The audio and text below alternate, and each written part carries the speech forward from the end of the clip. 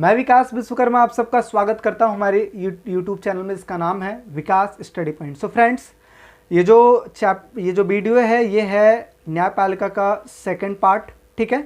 और जिन बच्चों ने फर्स्ट पार्ट नहीं देखा है जाके आप देख लीजिए, बहुत ही बेहतरीन ढंग से समझाया गया है और ये भी वीडियो बहुत ज़्यादा बेहतरीन होने वाली है। सारे चीज़ आपको बहुत ही अच्छे ढंग से समझ में आने वाला है। तो चलिए वीडियो को स्टार्ट करते हैं, ठीक है। हमारा जो टॉपिक है, 5 टॉपिक मैंने करवा दिया था। 6 टॉपिक का नाम क्या है? न्यायपालिका की स्वतंत्रता क्यों जरूरी है, ठीक है। चलिए पहले समझते हैं सरकार के जो अंग होते हैं। सरकार के 3 टाइप्स के अंग होते हैं। कौन कौन से होते हैं? एक होती है विधायिका, दूसरा होता है कार्यपालिका और तीसरा क्या होती है? न्यायपालिका। अब फटाक से इसका एक लाइन में आंसर दीजिए कमेंट सेक्शन में। वैसे तो मैं बताऊंगा ही बताऊंगा। जो विधायिका का काम क्या होता है? विधायिका का काम होता है कानून का निर्माण करना। कार्यपालिका का काम होता है कि जो बनी हुई कानून है उसको लागू करना। और तीसरा जो आपका अंग है न्यायपालिका का, उसका काम क्या होता है? जो कानून लागू हो चुका है उसकी समीक्षा करना, जांच पड़ताल करना, इवन न्याय देने का काम किसका होता है? न्यायपालिका का होता है, ठीक है। बात से समझ में आ गई। अब चलिए बात करते हैं कि जो ये विधायिका होती है, कार्यपालिका होती है, किसी प्रकार की कोई भी दखल अंदाजी नहीं करती है न्यायपालिका के कामों में। तो ये चीज़ आपको समझ में आ गया। चलिए स्टार्ट करते हैं। न्यायपालिका की स्वतंत्रता क्यों जरूरी है? पहले ऐसे बात कर लेते हैं कि न्यायपालिका की स्वतंत्रता इस वजह से जरूरी है क्योंकि जो न्यायपालिका का जो पद है, जो लेवल है, वो बहुत ही ज़्यादा है, बहुत ही बढ़कर है, रिस्पॉन्सिबिलिटी बहुत ज़्यादा है। क्यों? क्योंकि आपको पता है कोई भी हमें दिक्कत होती है हम कहाँ पहुँचते हैं? न्यायालय में पहुँचते हैं। और जो न्यायाधीश होता है बिना किसी भेदभाव के दोनों पक्षों की दलीलें सुनकर और वो अपना डिसीजन देता है। तो इसी वजह से जो न्यायपालिका को स्वतंत्र रखा गया है ताकि वो बिना किसी जोर दबाव के अच्छे से डिसीजन ले पाए, ठीक है। तो चलिए सीधे सरल शब्दों में अगर बात करें तो न्यायपालिका की आज़ादी का मतलब है कि सरकार के अन्य 2 अंग जो विधायिका है और जो कार्यपालिका है, विधायिका और कार्यपालिका न्यायपालिका के कार्यों में किसी भी प्रकार की बाधा ना पहुंचाए। चीज़ें समझ में आ गई? यानी कि किसी भी प्रकार की कोई बाधा ना पहुंचाए न्यायपालिका के कामों में, अर्थात जिसकी वजह से जो न्यायपालिका है वो ठीक प्रकार से क्या कर पाए? न्याय कर पाए, ठीक है। दूसरा, सरकार के दूसरे अंग न्यायपालिका के फैसलों में दखल ना करें। किसी प्रकार की कोई भी दखल अंदाजी नहीं चाहिए। जो न्यायपालिका जो डिसीजन ले रही है उनको लेने दो, ठीक है। आगे, न्यायाधीश बगैर डर अथवा भेदभाव के अपना कार्य कर पाएं। अर्थात कहने का मतलब ये है कि न्यायपालिका अगर स्वतंत्र रहेगी तो बिना किसी जोर दबाव के वो काम कर पाएगी। आगे, भारतीय संविधान ने कई उपायों के द्वारा न्यायपालिका की स्वतंत्रता को तय किया गया। यानी कि भारतीय संविधान में विभिन्न प्रकार के उपाय दिए गए हैं, ठीक है। विभिन्न प्रकार की प्रावधान किए गए जिसकी वजह से न्यायपालिका को स्वतंत्र रखा गया है। आगे बात करते हैं। न्यायाधीशों की नियुक्तियों के मुद्दे में विधायिका को शामिल नहीं किया गया। अर्थात कहने का मतलब है, यहाँ पे 2 पॉइंट याद करके रखना कि जब भी न्यायाधीश की नियुक्ति की बात करें, जब भी न्यायाधीश की नियुक्ति की बात करें तो ये कौन करता है? कार्यपालिका करती है। और किसके अनुसार करती है? योग्यता के अनुसार करती है कि अगर व्यक्ति योग्य है न्यायाधीश बनने लायक तो उनको बना देती है। और अगर मैं बोलूं कि इन द केस अगर न्यायाधीश को हटाना है तो हटाने का काम कौन करती है? विधायिका करती है। चीज़ें समझ में आ गई? चीज़ें क्लियर करके चलो ताकि हर चीज़ समझ में आए। नियुक्ति की अगर बात आए तो कार्यपालिका करती है योग्यता के अनुसार, अगर हटाने की बात आए तो विधायिका करती है, ठीक है। तो लिखा है, इससे यह तय होता है कि इन भर्तियों को मतलब क्या है कि न्यायाधीशों को नियुक्त करने में दलगत राजनीति की कोई भूमिका नहीं है, क्योंकि विधायिका उस चीज़ को करती नहीं, करती कौन है? कार्यपालिका करती है। आगे, न्यायाधीशों का चुनाव उनकी योग्यता के अनुसार होता है। आगे बात करते हैं। न्यायाधीशों को पद से हटाना आसान नहीं है, उनको पद से हटाना आसान नहीं है। और क्यों नहीं हटाना आसान है, इस चीज़ को अगर जानना है तो पिछली वीडियो देखिए, इसका जो फर्स्ट पार्ट है उसमें देखिए, जो सर्वोच्च न्यायालय और उच्च न्यायालय में मैं सारा चीज़ क्लियर किया हूँ, ठीक है। सिर्फ अपवाद की स्थिति में उनको हटाया जा सकता है। अपवाद का मतलब क्या है? अगर कुछ त्रुटियां हो, कुछ कमियां हो या भ्रष्टाचार हो, उस स्थिति में उनको हटाया जा सकता है, अदरवाइज नहीं हटाया जा सकता है। आगे बात करते हैं। न्यायपालिका विधायिका और कार्यपालिका पर वित्तीय तौर पर आश्रित नहीं है। जो न्यायपालिका है वो किसी प्रकार से डिपेंडेंट नहीं है विधायिका और कार्यपालिका पर। अर्थात कहने का मतलब ये है कि इनको जो सैलरी, भत्ता इत्यादि जो चीज़ें मिलती है उनको विधायिका और कार्यपालिका नहीं देती है। बाकायदा ये लिखा गया है जिसकी वजह से उनको उतना पैसा दिया जाता है, यानी कि इनकी कोई रिस्पॉन्सिबिलिटी नहीं होती है। आई बात समझ में? आगे बात करते हैं, कार्यपालिका का निर्णय सर्वमान्य होगा, सभी को मानना होगा और सबको मानना पड़ेगा, चाहे वो विधायिका हो या फिर कार्यपालिका हो। यानी कि कहने का मतलब ये है कि चाहे विधायिका हो चाहे कार्यपालिका हो, सभी को मानना पड़ेगा। ये था आपका पहला टॉपिक, यानी कि 6 टॉपिक। आपको आई होप चीज़ें समझ में आई होगी। आगे बात करते हैं, न्यायिक सक्रियता क्या होती है। ध्यान से समझिए, न्यायिक सक्रियता क्या होती है। अगर न्यायिक सक्रियता की बात करें तो जैसा कि मैंने बताया, सरकार के 3 अंग होते हैं। कौन कौन से? विधायिका, कार्यपालिका और एक होता है न्यायपालिका। ठीक है, विधायिका, कार्यपालिका और न्यायपालिका, यही अंग होते हैं। अब अगर सपोज विधायिका अपने पद का अच्छा निर्वाह नहीं कर रही है और सेम कार्यपालिका भी नहीं कर रही है, तो न्यायपालिका का अधिकार है कि इन पे उनको काम करने के लिए बाध्य कर पाए। ठीक है, इसी को कहते हैं न्यायिक सक्रियता। अर्थात कहने का मतलब ये है कि जब सरकार के अंग कार्यपालिका और विधायिका अपने कार्यों में ढिलाई बरत रहे हों, ठीक है, या कोई काम ना कर रहे हों, तो ऐसे में न्यायपालिका अपनी जिम्मेदारी निभाती है। इसे ही क्या कहते हैं? न्यायिक सक्रियता कहते हैं। ठीक है, न्यायिक सक्रियता के द्वारा न्यायपालिका विधायिका के द्वारा पारित कानूनों पर तथा कार्यपालिका के द्वारा जारी आदेशों की संवैधानिक वैधता की जांच करती है। अर्थात कहने का मतलब ये है कि अगर विधायिका कोई कानून बनाती है और जो कार्यपालिका अगर कोई आदेश जारी करवाती है, तो उस चीज़ में, उस टाइम में जो न्यायपालिका होती है उन कामों को, उन कानूनों को देखती है। अगर वो संविधान के हिसाब से सही है तो उसको लागू करने देती है, अगर वो गलत है तो उस पर वैधता लगा देती है, उस पर रोक टोक लगा देती है। ठीक है, यदि वह संविधान के खिलाफ पाया गया, यानी कि अपोजिट पाया गया किसके? संविधान के, तो उस टाइम पे जो न्यायपालिका है इसे अवैध घोषित कर देती है, मतलब कि उन कानूनों को रद्द कर देती है जो कि विधायिका बनाई है। आई बात समझ में? तो हमें क्या समझ में आया? न्यायिक सक्रियता क्या है। न्यायिक सक्रियता का मतलब ये समझ में आया कि अगर विधायिका कार्यपालिका अच्छे से काम नहीं कर रही है तो संविधान अपने जो उसकी रिस्पॉन्सिबिलिटी है उसका अच्छा निर्वाह करती है। ठीक है, अच्छा निर्वाह करती है और इन दोनों पर लगाम लगा के रखती है। ठीक है, और इसके अलावा अगर वो कोई भी कानून ऐसा पारित करते हैं जो कि गलत है, तो उस टाइम पे उसको रोक के रखती है न्यायपालिका, या उसको अवैध घोषित कर देती है।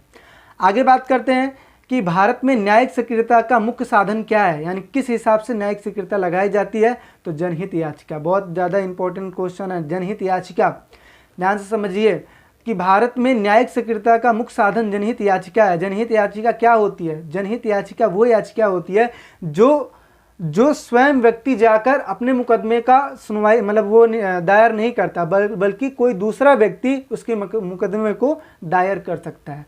अर्थात कहने का मतलब ये है कि सपोज कोई ऐसा बच्चा है जिसकी एज है नहीं है काम करने की, वो किसी जगह पे काम कर रहा है और उसका शोषण हो रहा है, तो उस स्थिति में वो तो न्यायालय नहीं जा सकता। तो अगर कोई दूसरा व्यक्ति देख रहा है कि इस बच्चे का शोषण हो रहा है, तो वो जाकर न्यायालय में जनहित याचिका दायर कर सकता है उस बच्चे के लिए। इसे ही तो जनहित याचिका कहते हैं। अर्थात कहने का मतलब यह है कि जनहित याचिका भारतीय कानूनों में सार्वजनिक हित की रक्षा के लिए मुकदमे का प्रावधान है। अन्य सामान्य अदालती याचिकाओं से ये अलग होता है। अर्थात कहने का मतलब यह है कि जो जनहित याचिका होती है वो दूसरी याचिकाओं से अलग होता है। इसमें यह जरूरी नहीं है कि पीड़ित पक्ष स्वयं अदालत में जाए, यानी कि कहने का मतलब यह है कि जिसके लिए ये मुकदमा दायर किया जा रहा है वो खुद इस मुकदमे में जा नहीं सकता है। अर्थात कहने का मतलब है किसी दूसरे व्यक्ति के द्वारा ये मुकदमा दायर किया जाता है न्यायालय में। ठीक है, यह किसी भी व्यक्ति या नागरिक या स्वयं न्यायालय द्वारा पीड़ितों के पक्ष में दायर किया जाता है। अगर सिचुएशन ऐसी है कि वो व्यक्ति खुद नहीं जा सकता, तो कोई दूसरा व्यक्ति जाके उसके पक्ष में ये मुकदमा क्या कर सकता है? दायर कर सकता है। आई चीज़ें समझ में? जनहित याचिका क्या है? तो जनहित याचिका वो याचिका होती है जो कोई भी व्यक्ति दायर कर सकता है किसी भी व्यक्ति के लिए। ठीक है, आगे बात करते हैं न्यायपालिका और अधिकार, यानी कि न्यायपालिका का अधिकार के बारे में बात करने वाले हैं। तो इसमें देखिए, ऐसे तो न्यायपालिका को विभिन्न प्रकार के अधिकार दिए गए हैं, विभिन्न प्रकार के क्षेत्र दिए गए हैं जिस पे वो अच्छे से डिसीजन ले सकता है। ठीक है, इसमें से कुछ अधिकारों का इसमें जिक्र है। कौन कौन से अधिकार? जैसे आपको पता है कि सर्वोच्च जो न्यायालय होता है, सर्वोच्च न्यायालय का ये अधिकार होता है कि वो रिट जारी कर सकता है। अगर किसी व्यक्ति के मौलिक अधिकार का हनन होता है, अगर वो सर्वोच्च न्यायालय में जाता है, तो सर्वोच्च न्यायालय रिट जारी करता है कि उसका जो मौलिक अधिकार का हनन हो रहा है उसको दोबारा से अच्छे से ठीक किया जाए। ठीक है, तो बंदी प्रत्यक्षीकरण, परमादेश जैसे जो रिट होते हैं, रिट जारी करके मौलिक अधिकारों को सर्वोच्च न्यायालय पुनः स्थापित करता है। और इस चीज़ का जिक्र किस में किया गया है? अनुच्छेद 32 में किया गया है। रिट की अगर वीडियो देखनी है तो डिस्क्रिप्शन में उसका लिंक दे दिया जाएगा, आप जाके रिट संबंधी जो भी प्रावधान है उसको आप देख सकते हैं उस वीडियो में। ठीक है, आगे बात करते हैं। उच्च न्यायालयों को भी ऐसी रिट जारी करने की शक्ति है, यानी कि सिर्फ 2 ऐसे न्यायालय हैं जिनको रिट जारी करने का आदेश है। कौन कौन से? एक है सर्वोच्च न्यायालय और दूसरा है उच्च न्यायालय। सर्वोच्च न्यायालय तो है, उच्च न्यायालय को ये शक्ति दी गई है अनुच्छेद 226 के अनुसार। ठीक है, आगे बात करते हैं। सर्वोच्च न्यायालय किसी कानून को गैर संवैधानिक घोषित कर उसे लागू होने से रोक सकता है। अर्थात कहने का मतलब यह है कि जो सर्वोच्च न्यायालय है वो किसी भी कानूनों को अवैध घोषित कर सकता है या फिर रोक सकता है। अगर इन सिचुएशन अगर वो कानून गलत इफेक्ट कर रही है लोगों पर तो उस चीज़ को वो रोक सकता है। ठीक है, आगे देखिए। सर्वोच्च न्यायालय की सबसे अहम शक्ति न्यायिक पुनरावलोकन है। अब न्यायिक पुनरावलोकन का मतलब क्या है? न्यायिक का मतलब होता है न्याय से रिलेटेड, पुनः का मतलब होता है दोबारा, अवलोकन का मतलब होता है जांच पड़ताल करना। अर्थात करने का मतलब ये है कि न्यायिक पुनरावलोकन का मतलब क्या है कि अगर कोई भी ऐसा केस जो खत्म हो चुका हो उसको दोबारा से रीचेक कर सकता है। कौन? सर्वोच्च न्यायालय। ठीक है, जब दोबारा अपील की जाएगी तो सर्वोच्च न्यायालय उस चीज़ को देख सकता है। इसे ही क्या बोलते हैं? न्यायिक पुनरावलोकन। आई बात समझ? अर्थात कहने का मतलब यह है कि अगर कोई केस निचली अदालत में चल रहा है उसको भी अपने पास मंगवा सकता है सर्वोच्च न्यायालय। ठीक, आगे बात करते हैं। न्यायिक पुनरावलोकन का मतलब यह है कि सर्वोच्च न्यायालय किसी भी कानून की संवैधानिकता जांच कर सकती है कि वो सही है कि नहीं है।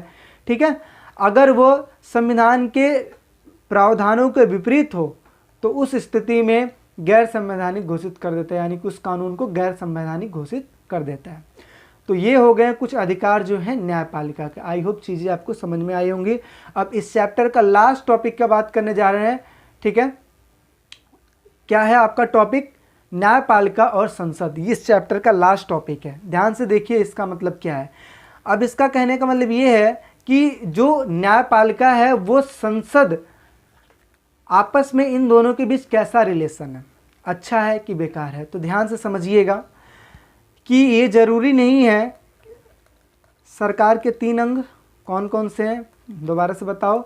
विधायिका, कार्यपालिका और न्यायपालिका। विधायिका, कार्यपालिका, न्यायपालिका। ये जरूरी नहीं है कि ये तीनों कोई फैसला लें और आपस में अनबन ना हो। कई बार ऐसी सिचुएशन आ जाती है कि न्यायपालिका जो डिसीजन लेता है इसकी वजह से जो कार्यपालिका होती है वो नाखुश होती है, या फिर विधायिका जो होती है वो नाखुश होती है। ठीक है, ऐसे कई सारे मौके होते हैं। और कई बार ऐसा होता है कि जो विधायिका काम करे उसकी वजह से ये दोनों नाराज हों, या कई बार ऐसा होता है कि कार्यपालिका अगर काम करती है तो विधायिका और न्यायपालिका नाराज हो। ऐसी सिचुएशन होती है। ठीक है, तो अब कौन कौन सी ऐसी सिचुएशन हो सकती है उस चीज़ के बारे में बात करने वाले हैं। तो पहला लिखा गया है कि सरकार के हर एक अंग का एक साफ कार्य क्षेत्र है। अर्थात कहने का मतलब यह है कि ये जो 3 हैं अंग, इनके अपने अपने कार्य क्षेत्र डिसाइड कर दिए गए या फिक्स कर दिए गए कि आपका जो काम है वो इसी एरिया में है। ठीक है, तो लिखा है कि संसद कानून बनाने, संविधान का संशोधन करने में सर्वोपरि है। ठीक है, आगे कार्यपालिका उन्हें लागू करने तथा न्यायपालिका विवादों को हल करने और तय करने में सर्वोच्च है कि क्या बनाए गए कानून संविधान के अनुरूप हैं। अर्थात कहने का मतलब ये है विधायिका का काम कानून का निर्माण करना है, कार्यपालिका का काम क्या है कि उस चीज़ को लागू करना है, और न्यायपालिका का काम ये है कि जो कानून बन चुके हैं उनकी समीक्षा करना है, उनकी जांच पड़ताल करना है और ये तय करना है कि जो कानून लागू किए गए हैं उसके द्वारा कहीं नुकसान तो नहीं हो रहा है। अगर नुकसान हो रहा है तो उस चीज़ पर रोक लगा देती है। ठीक है, आगे बात करते हैं।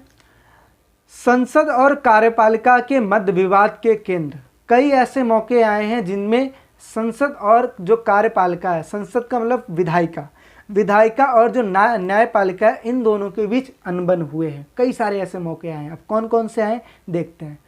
पहला है निजी संपत्ति के अधिकार की सीमा क्या है। कहने का मतलब ये है कि संसद ने एक बार कानून बनाया था निजी संपत्ति को हटा देने का। आपको पता है पहले ये मौलिक अधिकार था, संपत्ति का अधिकार जो था मौलिक अधिकार था, ठीक है, लेकिन इस चीज़ को हटा दिया गया कानून के माध्यम से। तो ये हटाने का काम किसका होता है? विधायिका का। कानून बनाना या संशोधन करने का काम किसका होता है? विधायिका का होता है। अब जब ये बात पता लगी न्यायपालिका को, तो न्यायपालिका और विधायिका में अनबन हो गई, ठीक है।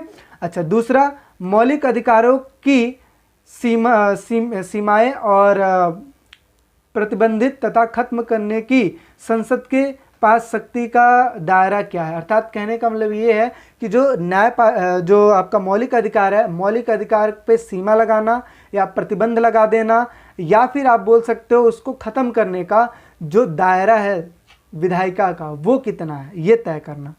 आगे तीसरा लिखा है कि संसद द्वारा संविधान संशोधन करने की शक्ति को संविधान संशोधन करने की सीमा क्या है, ठीक है।